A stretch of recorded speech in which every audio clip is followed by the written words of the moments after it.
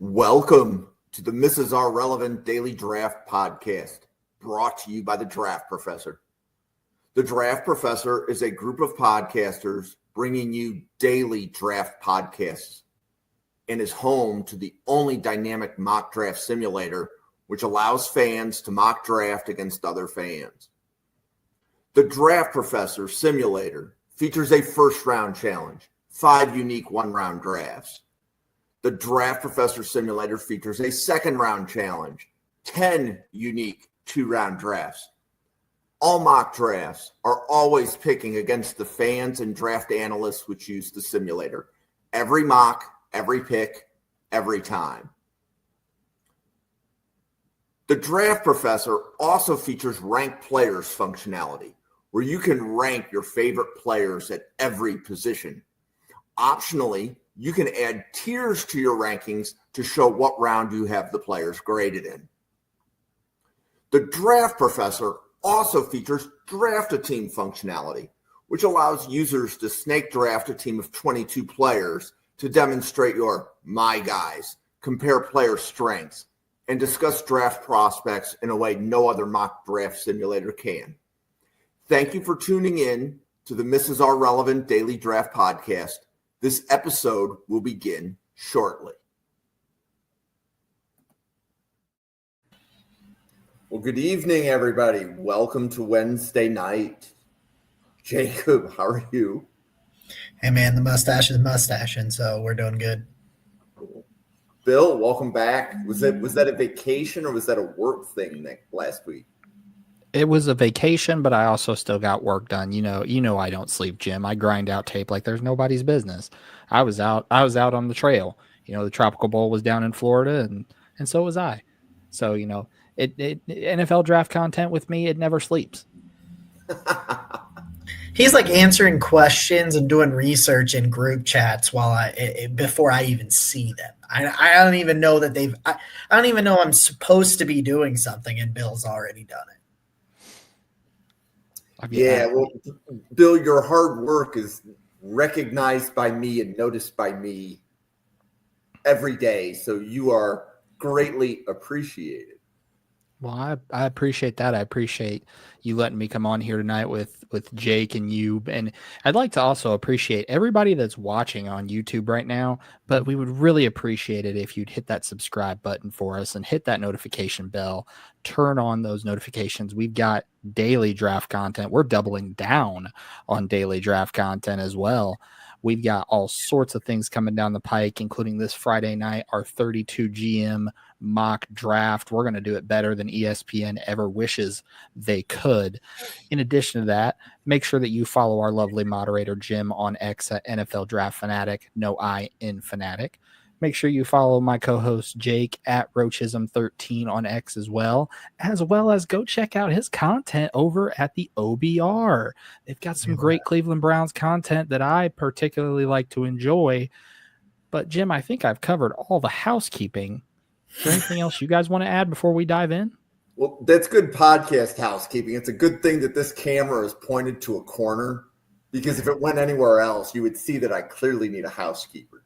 I'm just saying. Right. You can see the mess in my hotel room just over my shoulder. It's not right. But you can always call for turn down service. That's fine. It just makes sure that if they come on camera, they've got to give some kind of a take. Yeah. That can work. So we are here today to discuss how the Kansas City Chiefs built their team. Mm-hmm. So every night this week, we've covered a different team. We did the Commanders on Monday. We did the Eagles on Tuesday. We're doing the Chiefs tonight. We're doing the Bills tomorrow. What we're looking for, as we did our research, were roster trends. How'd they handle the salary cap? How did they handle the draft? Did they target specific positions in specific rounds? I think like last night with the Eagles, we definitely got a great we'll call it a profile of Howie Roseman. Like there was really a lot of data that was there behind it. Today we're diving into the Chiefs. I'm going to kind of kick this off with a couple of pieces of data. So in 2021, the Chiefs had 23 players on their roster that they drafted. 2024, they are up to 31. 31 players on the current Chiefs roster that they drafted. 10 of those players were on both rosters. So meaning 10 players that they had on the roster in 2021 are still on the roster under contract in 2024. And I will point out that 10, there is a line there. So you want to be 9 or higher. As I'm looking at the chart, the teams that are 9 or higher are generally the teams that we would consider to be contenders. And whether you're looking at that as the Cincinnati Bengals, Tampa Bay Buccaneers, 49ers, Cowboys, Buffalo, Philadelphia, Miami are all at 9 or higher on that, where they've kept players on their team for more than 4 years. And one of the reasons I point that out is that the Chiefs have done a reasonable job of, let's say, moving on from Tyreek Hill, for example, and yet they're able to replace him. So while Hill may have been on the 2021 roster, he's not on the 2024. A good GM knows when to move on. A couple of other pieces of data on the Chiefs. They have 4 All-Pros. They drafted 14 of their 22 starters. They acquired 6 of their starters in free agency. They traded to get one of their starters, and one of their starters was a UDFA. Yeah. But that being said, so like Jacob or Bill, like what do you guys think? Like what kind of, either off of the data I presented or maybe data that you pulled, what do you see as maybe some of the trends? You talk about the 10 and it being from there to the second. I love the concept of 3-4 years down the road, somebody that you drafted is still there because there's a good chance they made a second contract.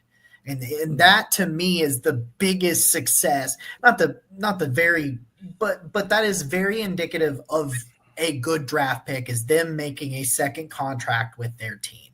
I can't tell you how many people the Browns have drafted in the past that don't make a second contract with their team. And then sometimes they get better when they leave, but whatever. Right. Duh. But yeah, I just think that that's very important looking at that. And you talked really important thing there.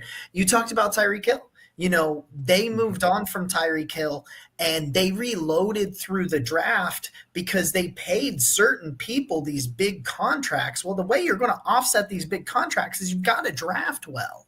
And most of your starters are your draft picks. And my general philosophy when it comes to the way that you build a team, I think you build the core in the draft. And I think you find a missing piece in free agency. Joe Thuney is a great example for the Kansas City Chiefs. You're talking about a team that they had some offensive line issues at guard specifically. They were having kind of some trouble there for a while, like really solidifying it. And they're like, well, we're going to go pay. You know, when Joe Thuney comes on the market, I was surprised he ever made it out of New England just because of the caliber of player he was. And they were like, okay, you know, maybe we don't spend a ton of money here and there in free agency because we lean on what we do as, you know, drafting wise, but we know that there's a few missing pieces and we think paying this guy is going to come. And now he's playing at left tackle. He's playing pretty well at left tackle. Of course, Miles beat him like a drum in the regular season, but he does that to most people, right? But you know, like I'm always like, find your missing pieces there through free agency, and you kind of plug and play them there in that situation. And of course, Creed Humphrey is just a phenomenal center, and you know, and that's a draft pick. But you know what I mean? It's just you're trying to find these pieces where you can find them. To plug in what you can't do through the draft. But I think the most of the legwork should be through the draft. That's just my opinion. How about you, Bill? No, Jake's nail on the head. This is a team. You should always look to build through the draft. And while I agree with the second contract thought, I'm also of the thought that if that player earns a second contract elsewhere, that's still a success because you now have a guy who's getting paid by someone else. Tyreek Hill goes and gets paid by Miami. You look at this free agent class for the Chiefs. Trey Smith is going to be a free agent. He's going to get paid somewhere else. Justin Reed's a free agent. He'll get paid somewhere else. Nick Bolton's a free agent. He'll get paid somewhere else. Because you look at the Chiefs cap in 2025, they're 11 million under the cap, but they have 9 players that are unrestricted free agents with at least 30% of their snaps this year. So this is a team that's going to lose some pieces. So what do? In last year's draft, they take guys in advance of that. In the 7th round, taking CJ Hansen at guard and Hunter Norzad in the 5th round. One of those guys, are they going to stick at guard? Potentially. Maybe not. It's going to kind of depend on that. The other big thing that we have to give credit to is that the Chiefs are a self-aware team that knows their weaknesses. Jake, I'm glad you hit on that offensive line concern. Over the last 3 years, so 21 to 24, with Borgonzi getting hired in Tennessee, I took a look at the Chiefs draft history.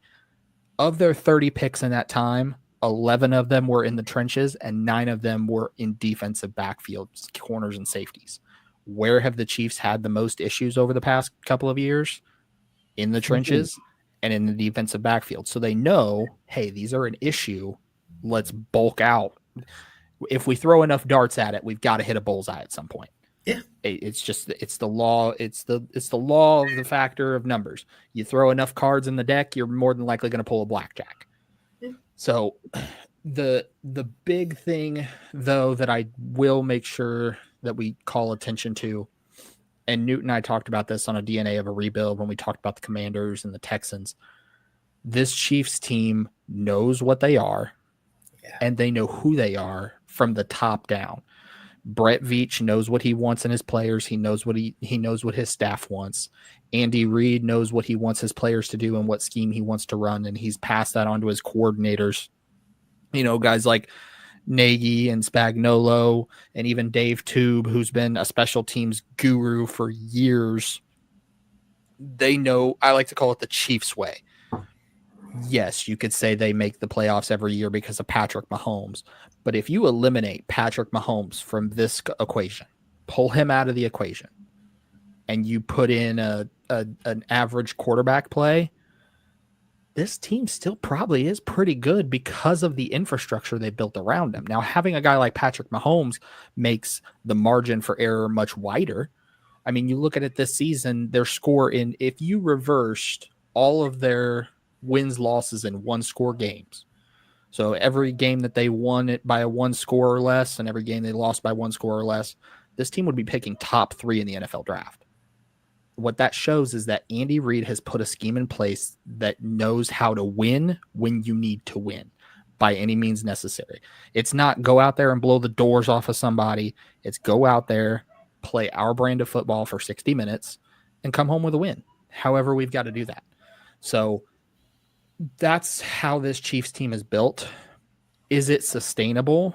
Absolutely. But where the concerns lie is how do you move on from those guys like the Tyreek Hill, the Trey, the Trey Smith, the Nick Bolton. So can you get enough in aggregate? So I think one skill of a GM that doesn't get talked about enough is knowing when to move on from a player.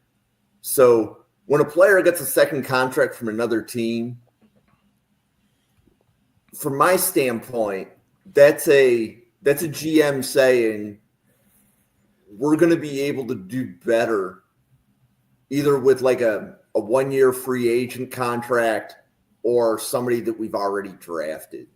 And again, I can flash back to players that Brandon Beam moved on from, but we do need to point out that the Chiefs have moved on from Tyreek Hill and L'Jarius Sneed. Mm-hmm. Two like all pro caliber players in a span of 4 years. Yeah. Right. Yeah. Like that's significant when you know that you can move on from the player, because actually moving on from Sneed is looking like it was a really good move. Well, Trent McDuffie's been phenomenal for them. Yeah, like, right.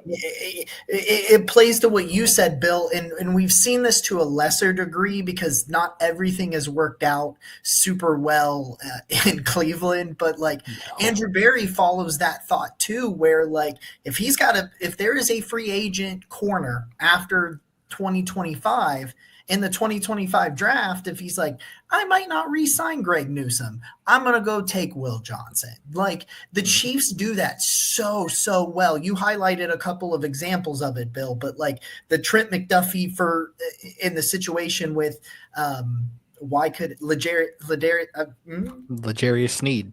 Why is it so hard tonight? But yeah, like and they played together, and you could see McDuffie, and you're like, okay, I don't need to pay Snead anymore. I don't need to do this. I'll get it. I'll let him. They didn't let him walk. They traded him, which they did with Tyreek Hill. So you get an asset in that situation, and you feel great about what you've got there. And it's like that's what the best teams do. They do it in advance. You don't need to have a left tackle this year and take your left tackle. I mean, it can work out, but you talked about them taking 2 day 3 guards.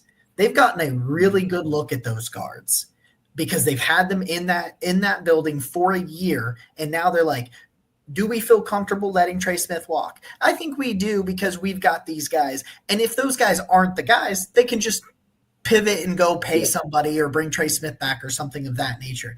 But you're putting it in the pipeline to where you're like, I don't need to overreact and throw money in places and mismanage my cap because I didn't plan for the future. The draft is your foundation, but I always love a GM. Like, yeah, I know your first round pick, often you want them to be a significant contributor as a rookie because it's a first round pick. But like the draft is for the future in my mind. And if you get something from them early, great. But especially after the first round, it's like, hey, I'm good. I don't need to panic in free agency, and I can, be a little bit more strategic if I draft in advance and I do it well. Yep. So a couple of, let's say, roster trends. So all 4 of the teams that are still playing have a free agent or one or more starting on the offensive line. So the Chiefs have 2. So 2 of their starting offensive linemen were acquired by free agents. Buffalo also, 2 of their starting offensive linemen were free agent acquisitions. In addition to that, it's the positions that get traded for.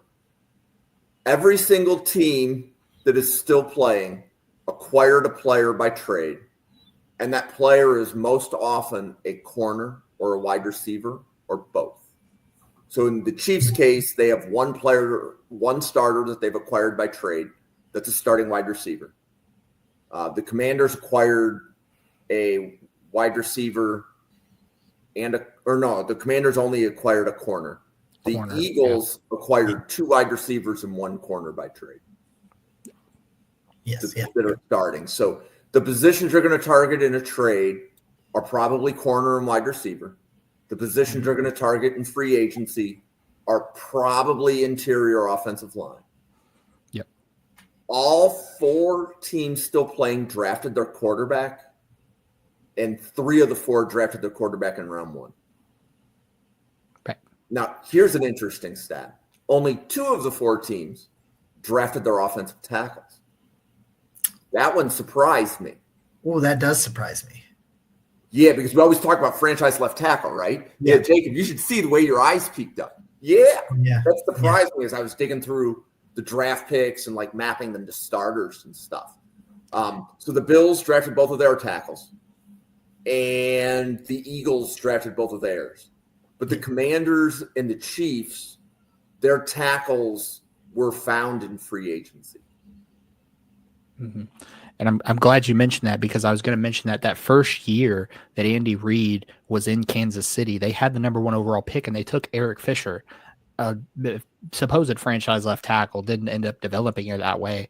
And I think they ended up being gun shy from that point because they didn't take a tackle that high again until 2020 when they took Niang in the 3rd round. So they said, look, we're going to take a shot at it because it's supposed to be a franchise left tackle. And that class had Eric Fisher, Luke Jokel, guys that were supposed to be franchise guys. They just didn't develop that way. That's just not how the ball rolled. But then they said, if we can go out and we can find a replacement level, I won't call it average, I won't call it adequate, but replacement level play on the offensive line, let's see if we can repurpose that talent elsewhere. because what we don't talk about enough is, yes, it's Patrick Mahomes. Yes, it's Jaden Daniels. Yes, it's Josh Allen. Good quarterback play will mask a lot of deficiencies that a team has. From an offensive line standpoint, for example, if I have a quarterback that can make a quick read, get the ball out quickly, I don't need an offensive tackle to hold up for 4 or 5 seconds because the quarterback's going to get the ball out quick. And to Jacob's point, Myles Garrett sounds like he had a pretty good day when he played the Chiefs. Yep. But how many teams have a game record like that? Right? So meaning that if you're building the team, you say, okay, well, we're going to have problems with Pittsburgh. We're going to have problems with Cleveland. We may have problems if we play Dallas with Micah Parsons because they have game records. And our tackles, our replacement level starters, can't handle the game records. Yeah. But realistically, if you look at the playoff teams, the game records on the Eagles are inside. Mm-hmm. The game records on the Commanders, I'm trying to think. I would actually say their linebackers are their biggest playmakers in defense. And, I mean, they have Newton, and they have a strong – I mean, the Commanders have a strong interior, but I wouldn't consider any of the guys in the Commanders' interior a game record to the level of a Myles Garrett. No. Jones. You have above average guys like Jonathan Allen and Newton that you hit on. They're not a game record. They're not a Miles. They're not a TJ. They're not a Micah Parsons type of guy. No. Yeah, right. And if the Chiefs were to look in the mirror and say, okay, who's our best competition in the AFC? Buffalo, Baltimore. I wouldn't say that Buffalo or Baltimore has a game record on their defensive line. That's not how either of those two teams are built. You guys may disagree with me on Baltimore.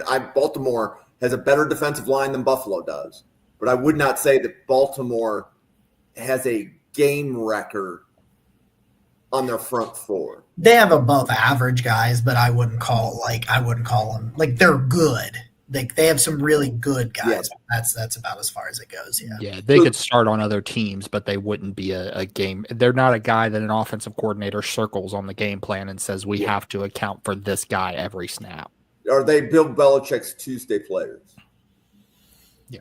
Right? Kind of thing. Exactly.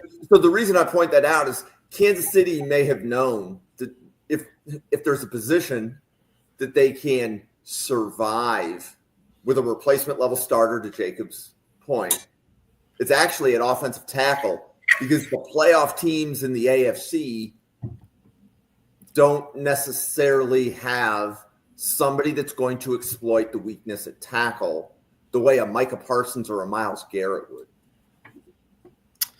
I mean, and they're very close to having a shot to three-peat with that as.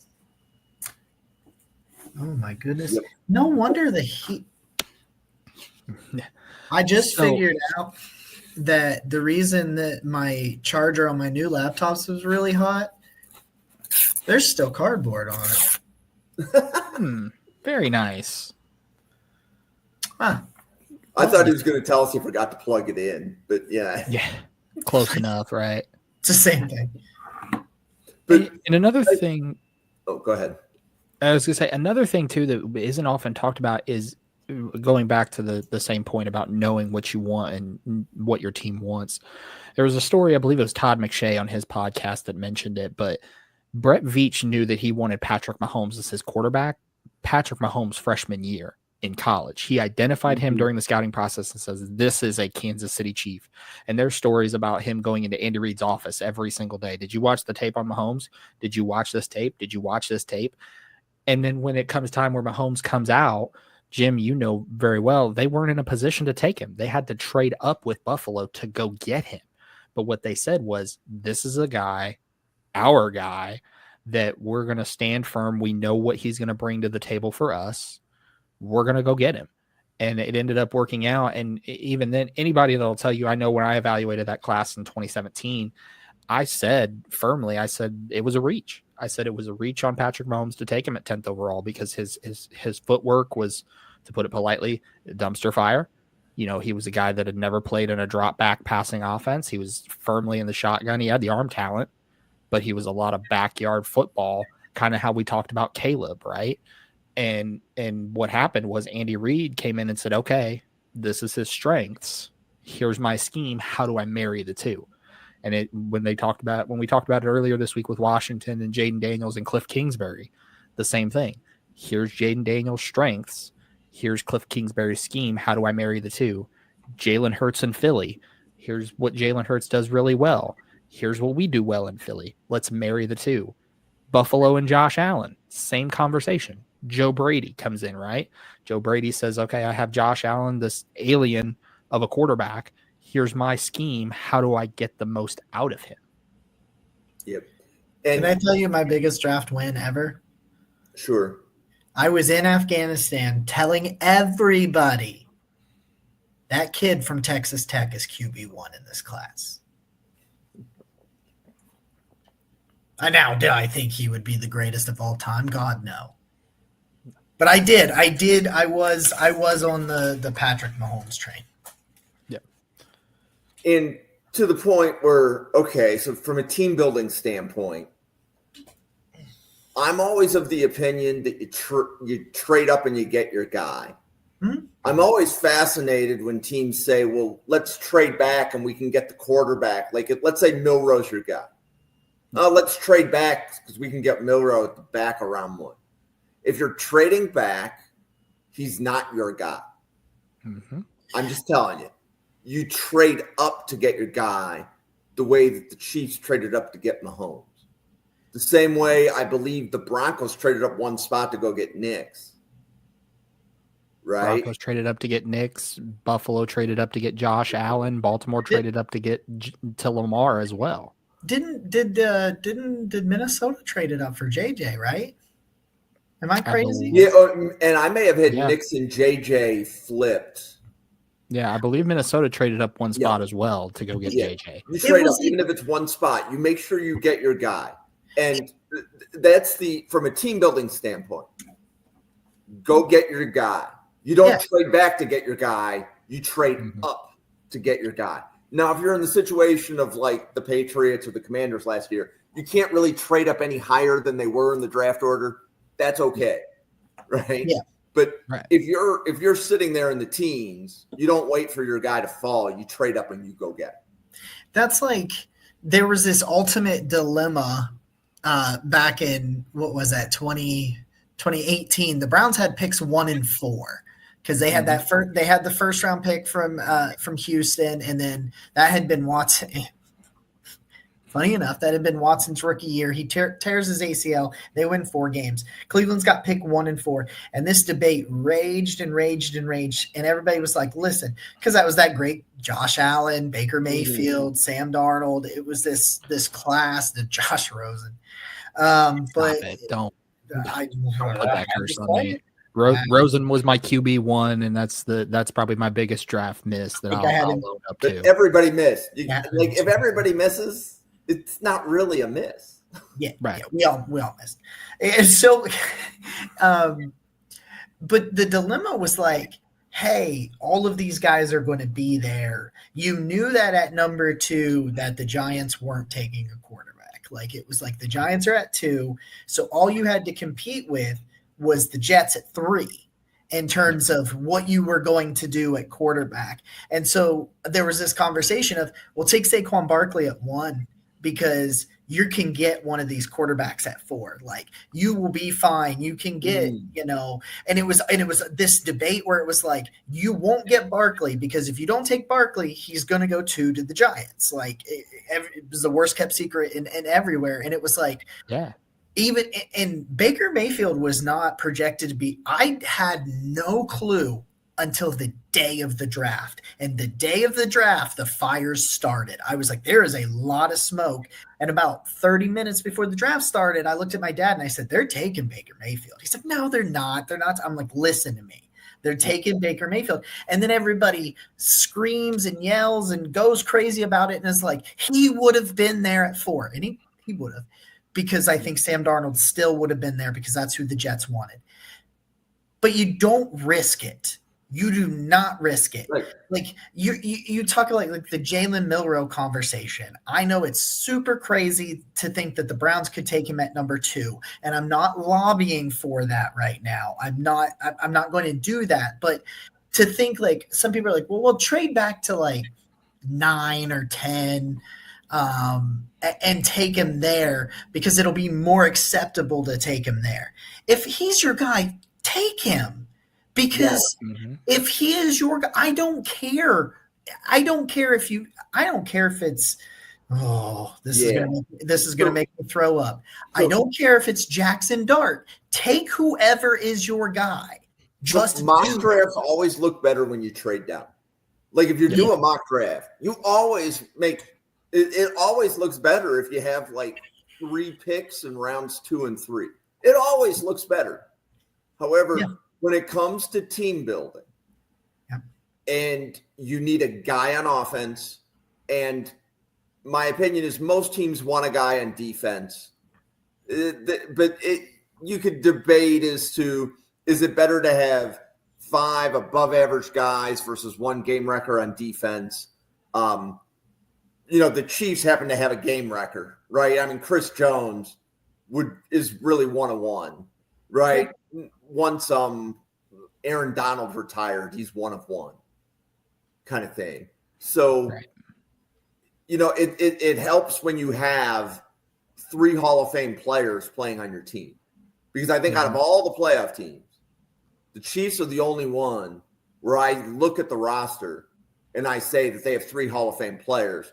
And I would be hard-pressed to say that there's any other Hall of Fame players playing in the playoffs still. Like, I'm a Bills fan. I'm not putting Josh Allen in the Hall of Fame yet. No. Like, he's not there. And also, what other team has a Hall of Fame head coach right now? Correct. That's a great point. Yep.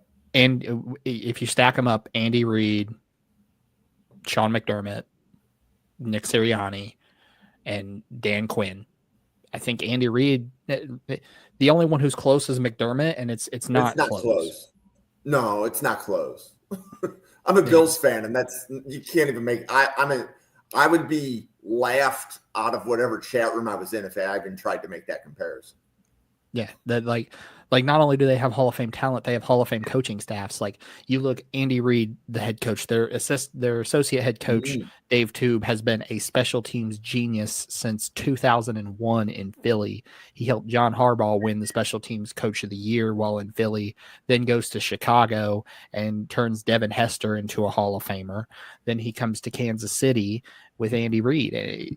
You go on down the list. Matt Nagy looks like a genius in Kansas City, goes to Chicago away from Andy Reid. It falls apart, comes back, looks like a genius again. Steve Spagnuolo, we've all talked about his record outside of Kansas City when he's the head coach of the New York Giants and also before that with the St. Louis Rams.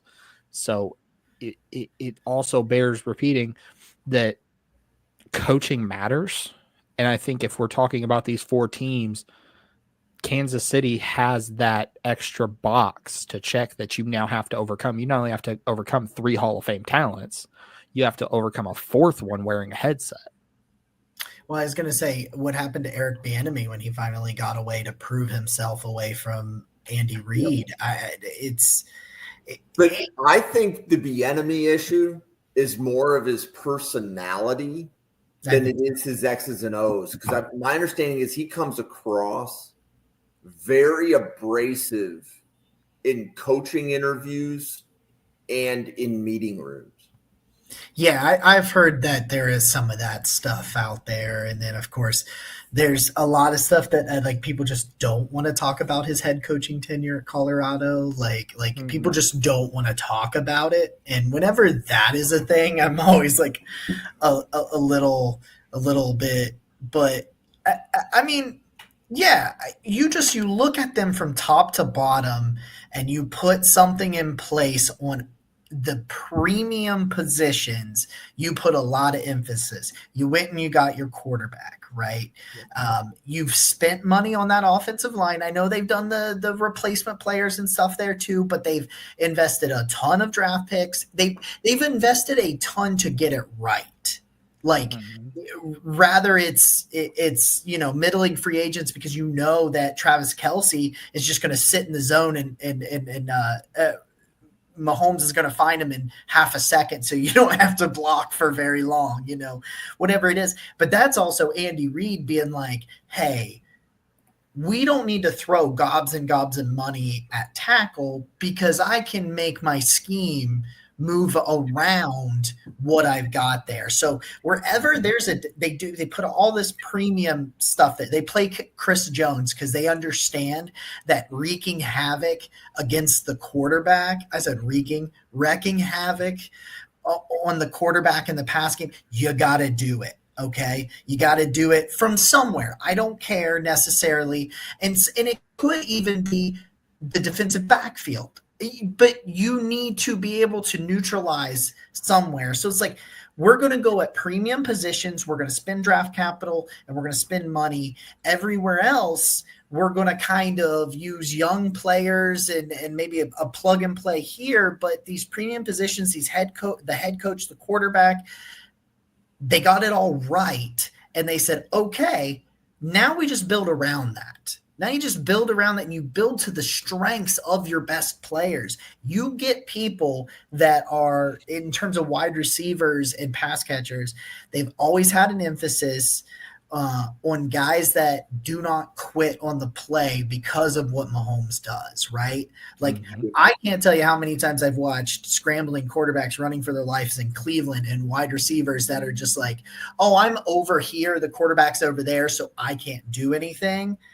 Yep. Go watch any of Patrick Mahomes' games. So, Jacob, you just clued me in on something. We have, keeping in mind that this is the third podcast we've done in team building. Nobody's brought it up, but what you just said triggered this. So, Jacob, rank the wide receiver rooms of the 4 playoff teams. Oh, yeah. Oh, man. Is it Philly? I think it's Philly's number. Oh, I think Philly's 1, right? Bill, would you disagree if Philly being 1? I think it's Philly is 1, and there's a chasm between that. But the next 3 are going to be really tough to figure out because there's a huge tier break between how Philly built their team and how the other 3 wide receiver rooms were built. But Jacob, until you were just explaining that, like Bill, as you were explaining where the Chiefs spent their draft capital, you said trenches and DBs. Yep. Right? The Chiefs aren't drafting wide receivers the way Green Bay is. And I realize Green Bay's not playing, but Green Bay, in last offseason, Green Bay was the prototype wide receiver room. Because they have a lot of guys that do different things, but they don't really have a alpha wide receiver. They have a lot of B-plus wide receivers. Yeah. Kind of thing, right? So, like, as I'm looking, because, like, I think the Commanders, the number of times that we mock draft a wide receiver to round 1 to the Commanders is quite high. Right? Like, we think that that's one of the biggest needs on the team. Am I crazy to say they're 2? I don't think you're crazy because I think McLaurin is more proven than anybody on Buffalo for certain.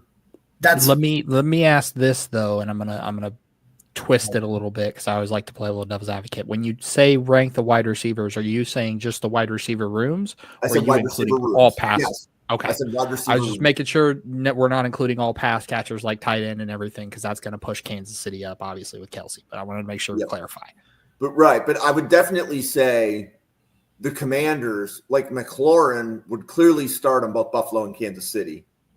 But there would be a debate as whether or not McLaurin would start for Philly. Just because Philly's room, they have two good guys, right? Yeah. You have McLaurin, you might find a way for Philly. But the point being is that, okay, and then somewhere between, Kansas City's wide receiver room is probably better than Buffalo's. It pains me to say that, but I think I have to make that statement.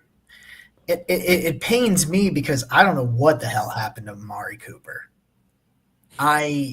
Because that dude set a franchise he set a franchise record for Cleveland last year and set a career high in receiving yards last year. And I get he didn't want to be in Cleveland in the dumpster fire that was that quarterback situation, but then he's done nothing in Buffalo. I don't know, but So his first game with Buffalo was pretty good, but we think he got hurt, even though he didn't take himself out of the game. One of the podcasters for Buffalo has a physical therapist in his follower, and he runs a page called Banged Up Bills, and he was able to say, look at how he got up from that hit. They said he wasn't right. So my instinct is that Buffalo was saving Cooper for the playoffs. Once he got hurt, they're like, we don't need him to get through the regular season. We're going to save him for the playoffs. Buffalo kept Keon Coleman. Like, they could have put Keon Coleman on IR because he missed more than 4 games in a row, but they chose not to, right? They're just like, get everybody healthy. Yeah. And Buffalo is healthier right now than they have been the last 5 years. Like, it's not even close. Like, literally last year in the playoffs, we were starting a linebacker that was going on vacation after Thanksgiving. But, like, it was AJ Klein. But, like, we had enough injuries in our linebacker room that we're like, it's better to get AJ Klein, who had been cut, was not on an NFL team, about to go on vacation with the family, and say, we need you in our building. Like, nobody else on waivers, we want AJ Klein. So, anyways, like, I would definitely say, like, Jacob, as you were kind of going through, okay, so from a team building standpoint, the Chiefs have done a really good job of piecing together a wide receiver room with really low-cost free agents, Juju Smith-Schuster, Mecole Hardman. Mm-hmm. Now, I don't know, did they draft Hardman, or they may have let him go and then brought him back? They drafted him in 2019. So the one thing I will mention, before Xavier Worthy in 2024, the Chiefs had only drafted 3 wide receivers since 2021, 2 in the second round, 1 in the 5th. And to get a wide receiver drafted by Kansas City in the first round, you have to go all the way back to Jonathan Baldwin in 2011. It's something they don't do. The Green Bay philosophy. Yes. You also don't have to. You also don't have to as much when you got Patrick Mahomes, but like that's still an overall interest. See, because that's kind of my thing too. Is like, and I know some of the wide receiver moves were not completely tied to Jalen Hurts, but is this kind of a thing where it was like, I think we need to elevate Jalen Hurts a little bit more than these other teams think they need to give weapons to their quarterbacks. And I know Washington's kind of in a weird situation because they just got their quarterback. That's a very unique situation with them being from the second overall pick to being in the conference championship game. But like, you look at it where it's like, as long as Kelsey's there, as long as Patrick Mahomes has an old reliable, just somebody that when he's in trouble, he knows is going to catch the ball and is going to be open, he can make anybody else work. Like Juju Smith-Schuster's back there. Like because they were just like, we need one of these big power slots with the Rashee Rice thing going on and all that stuff. We need somebody. Oh yeah, we'll just bring Juju. It'll be fine. He hasn't really done anything outside of when he was here the first time in his rookie year and when he had Antonio Brown. But then you're looking at. I know that Buffalo makes the move for Amari and they make they trade for Keon Coleman, but like. They haven't put a ton of emphasis there in a sense because they're like, it's fine. It doesn't matter. He'll figure it out. And then it's kind of like in Philly, they're like, we like Jalen, but. Yep. And I just wonder, and I'm like, and I like Jalen. Listen, I take Jalen Hurts at Cleveland. I'm not stupid. I'm just saying the overall philosophy there is like, if you really, really trust your quarterback, you're not worried about a shelling out a ton at that premium position. Yep. One of the things that David pointed out with the Eagles, as far as you pointing that out, Jacob, was that the Eagles swung and missed on Rieger. Yeah. They didn't become gun shy. They drafted Devontae Smith the very next year. And I don't know if they traded up to get him, but they swung and missed. And they didn't become gun shy. Like some teams you miss on a player in round 1, and then you just stop drafting the position, and you're like, well, we may as well just like fill it with day 3 guys because we don't scout that position well or something to that effect. So, Bill, what were you about to chime in?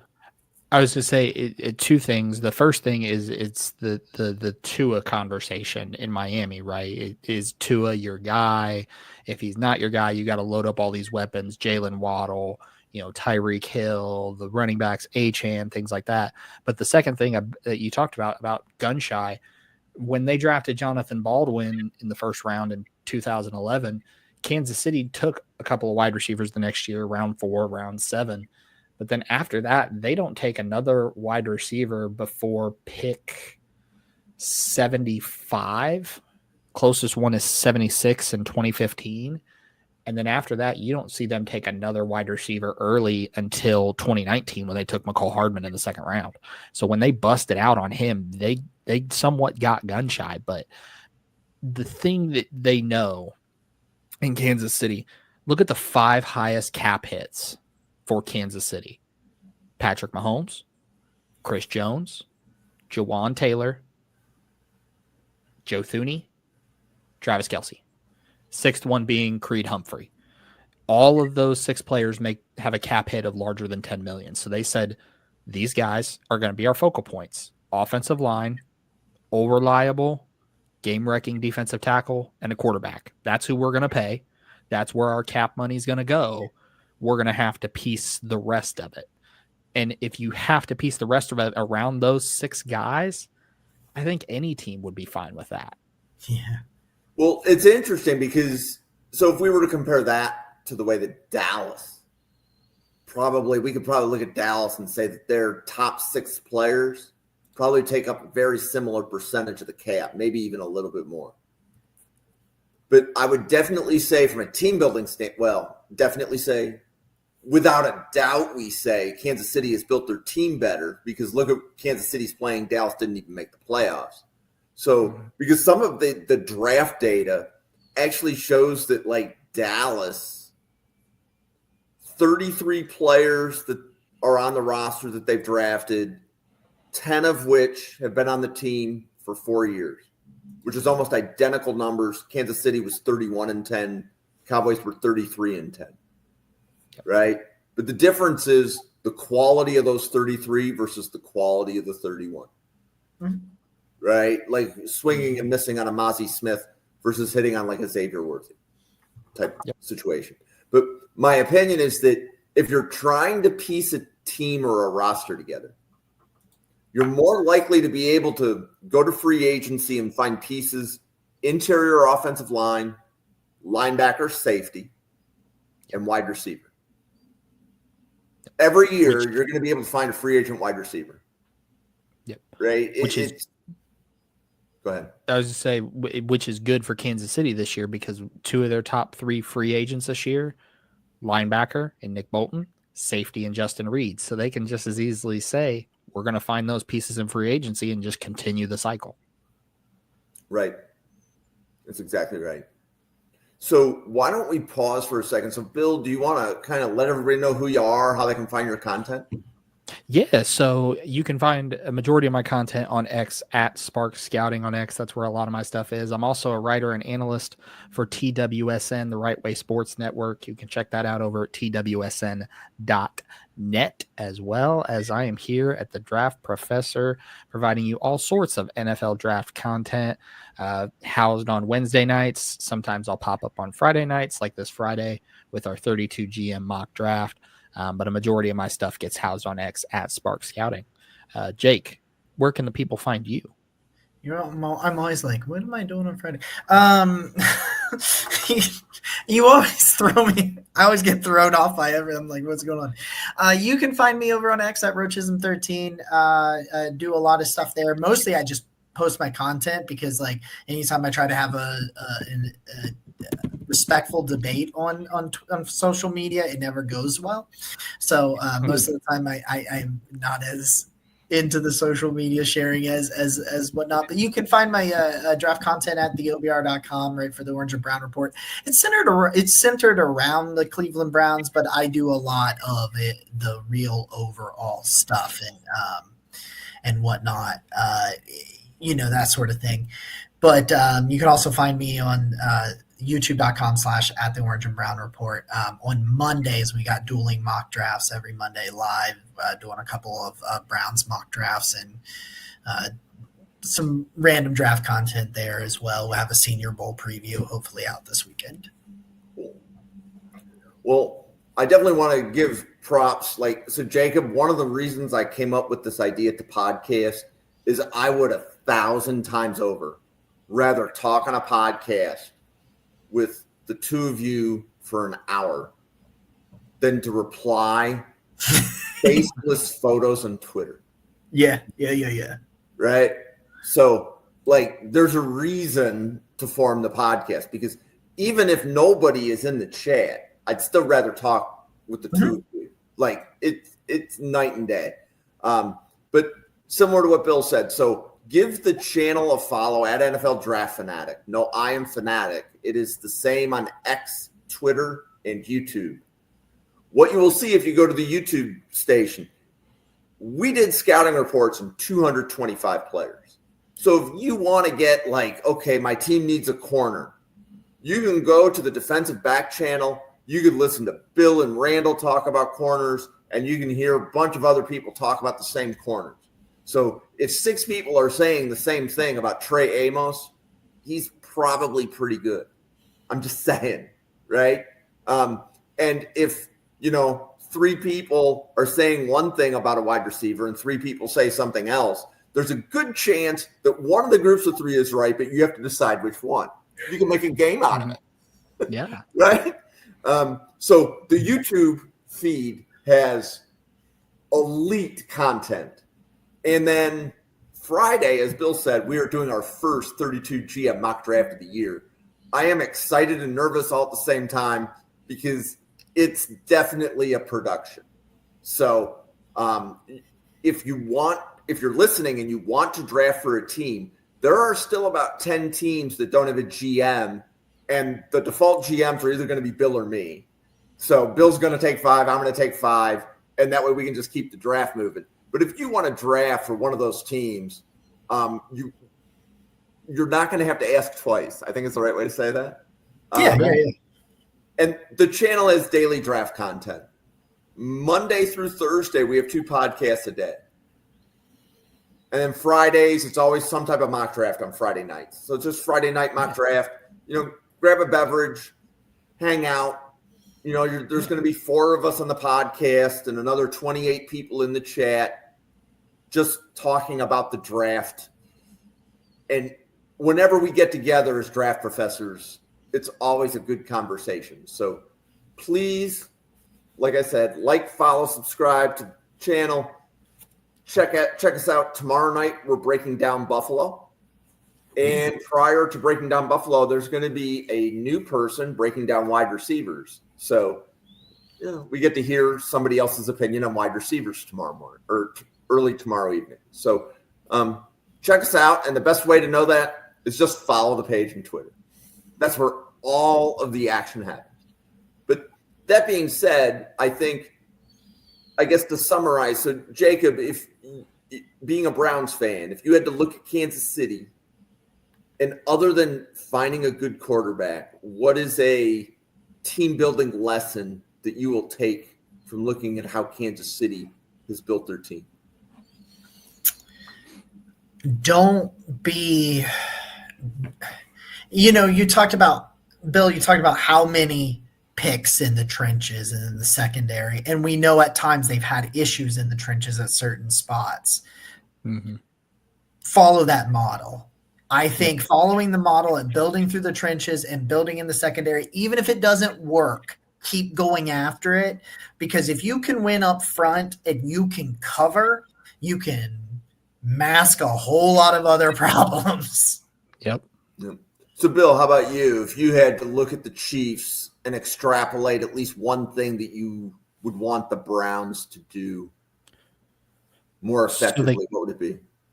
They kind of already do it, but I want to see him continue it. And it's know when, the old Kenny Rogers song, know when to hold them, know when to fold them, and know when to walk away. Know when a player has reached their peak value for you and turn them and burn them. Tyreek Hill, send him off to Miami. Players that they say, hey, you deserve a second contract, but here's what we're going to pay. We're not going to pay you a penny more. If someone else pays that, fine, so be it. But know what the player's value is and where's your line in the sand that you're not willing to cross. Yes. Yep. So I have one sarcastic one that I wish Buffalo would do, and that's you have to draft more All-Pros and Hall of Fame players. Yeah. Right? That's tongue-in-cheek. But, so just here, again, a little bit of data. So the number of starters drafted of the 4 remaining playoff teams, Buffalo is the most with 17. So Buffalo has drafted 17 of their 22 starters. The Eagles are second with 15. The Chiefs are third with 14, and the Commanders are all the way down to 11. But considering the Commanders are in year 1 of their coaching regime, I'll give the Commanders 11, assuming that number just keeps going up. Because to me, a good team is going to continually have about 15 of their starters are going to be players that they drafted. Yeah. However, to me, what the biggest difference is when you look at Buffalo having 17 starters drafted, Buffalo, the only All-Pro we have is Josh Allen. Whereas the Chiefs, 14 of their starters were drafted, and 4 of them are All-Pros. Yep. Right. So if I had to sarcastically tell Brandon Beane something, is you have to draft more All-Pros and Hall of Famers. Right. And that's the other thing too, that we don't talk about it enough in the draft community, but you're never going to hit on 100% of your players. It's like baseball in the draft community. If you hit 300, if you hit 30% of your picks, you're going to stick around a long time as a GM. Like, could you imagine if we said, hey, we're asking you to pick 50% of your players as all pros? No one's ever that good. I mean, there's teams out there with 50, 60 analytics folks in their departments, and they still have misses. Misses are relevant. I love that little plug there. Misses are relevant around here. So that's the other thing is that, yes, we would love for them to always draft all pros, but also don't be gun shy. Don't be afraid like Philly with Jalen Reagor. Could you imagine if they hadn't taken Devonta Smith and just said, we're not going to do that. We're just going to pick something else. Mm-hmm. It's a totally different team. Totally different team. Yep. So with that being said, we have been going for close to an hour. So on behalf of the 30 podcasters at the Draft Professor, for Bill at Spark Scouting, for Jacob at Roach, Roachism 13. Yeah, there we go. I was about to say Roach IZM, but at Roachism 13. For me at NFL Draft Fanatic. Thank you very much for watching. Enjoy your Wednesday night, and we will see you on a podcast again tomorrow. So thank you, everybody. See ya. Thank you for watching this episode of Mrs. R Relevant, the Daily Draft Podcast, brought to you by the Draft Professor. Please follow the Draft Professor on X at NFL Draft Fanatic, no I in Fanatic. Please follow the Draft Professor channel on YouTube at NFL Draft Fanatic, no I in Fanatic. We look forward to seeing you on our podcast tomorrow.